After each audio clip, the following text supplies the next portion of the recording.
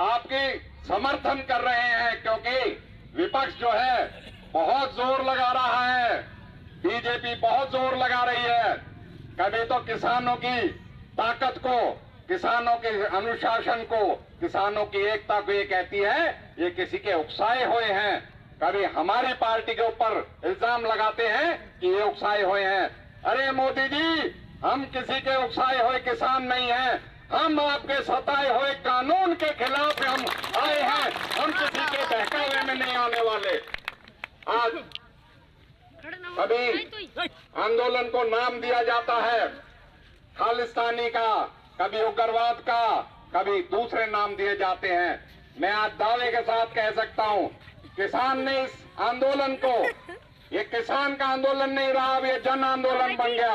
और ये धर्म, जाति, भाषा और रंग भेद से ऊपर उठ के ये तमाम किसानों का आंदोलन है। और ये किसान आंदोलन अब इतनी ताकत बन चुका है कि जो इसके अनुरूप और जो इसकी भावना को नहीं समझेगा उसको ये झेलना पड़ेगा। आज मैं आपके बीच में इस बात को कह सकता हूं, अभी तो एक शुरुआत हुई है। हरियाणा का मुख्यमंत्री अपने जिले में हरियाणा का मुख्यमंत्री होते हुए जनसभा नहीं कर सका, इससे शर्म की बात और क्या हो सकती है, आप देख सकते हो। लेकिन इनके जो चेले हैं, इनके जो अनुयायी हैं, क्योंकि ये राजनीतिक दल नहीं रहा, ये अब ऐसा संगठन रह गया इसमें भक्ति होती है। वो एक दिन का उपवास रखते हैं कि हम SYL कर रहे हैं। वो उपवास नहीं था, वो हमारे किसानों का उपहास था जिसके उन्होंने मजाक बनाया था। और ऐसे दलों को, ऐसे नेताओं को भी सबक सिखाने का हमारे पास समय आएगा। मैं आज आपके बीच में एक बात कह सकता हूं, यहां हमारे पड़ोस में साहिब हत्याकांड हुआ था।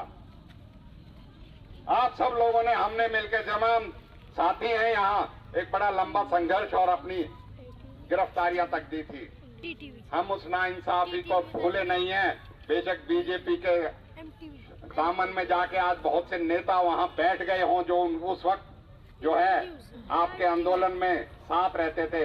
हम आने पे ऐसे जो हमारे साथ नाइंसाफी हुई है उसका सजा उनको जरूर दिलाएंगे जिन्होंने हमारे साथ ये किया है। मैं आज आपके बीच में ये कहते हुए, हमारे भाई साहब खान ने, और मैंने इनसे पहले कह दिया था कि अब ये कहीं इनको दिक्कत नहीं आनी चाहिए। भाई मैं अपने साथियों से और से कहूंगा, भाई ये किसी दल की और उसकी राजनीति की लड़ाई नहीं है।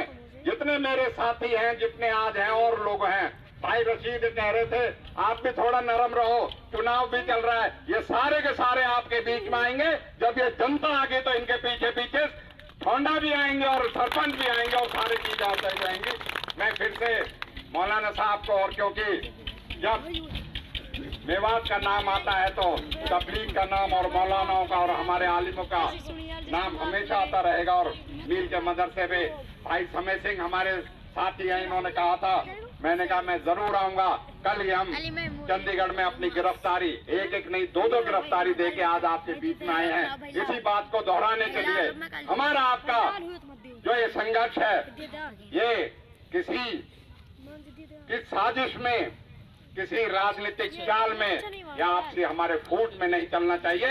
ये लंबा चलेगा तो हमें लंबा मिलके इसके लिए पूरी अपनी ताकत लगानी है, जिससे कि इस निर्दयी सरकार को, इस गूंगी बहरी और इस अहंकारी सरकार को यह एहसास हो जाए कि किसानों के बात को मानने के बाद ही आज उससे हम निजात दिला सकते। नहीं तो ये आंदोलन आज मैं कह सकता हूं कि दुनिया में सबसे अनुशासित और सबसे अहिंसक आंदोलन में शामिल होता जा रहा है और अपना इतिहास दर्ज कराएगा।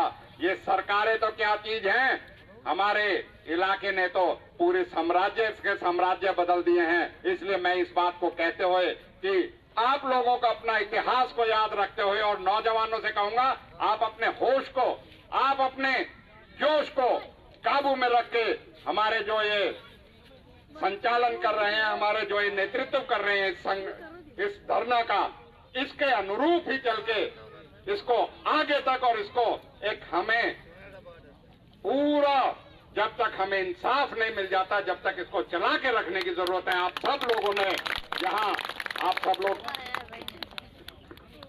हमारे जिले में कहा जाता था कुछ साथियों ने कि भाई रहवासन में टोल लिया जा रहा है। हमारे साथी कल कुछ गए रहवासन में, अब हमने टोल हटवा दिया है, जिससे कि यह ताकत है किसान की कि हम आंदोलन करते रहेंगे, लेकिन करेंगे अपनी, जो हमें प्रजातंत्र ने इजाजत दी है, अपनी हम सीमा में रह के करेंगे। हम शांति प्रिय तरीके से कर रहे हैं। हम अपनी ताकत जो है वो, हमारी ताकत आप लोग हैं।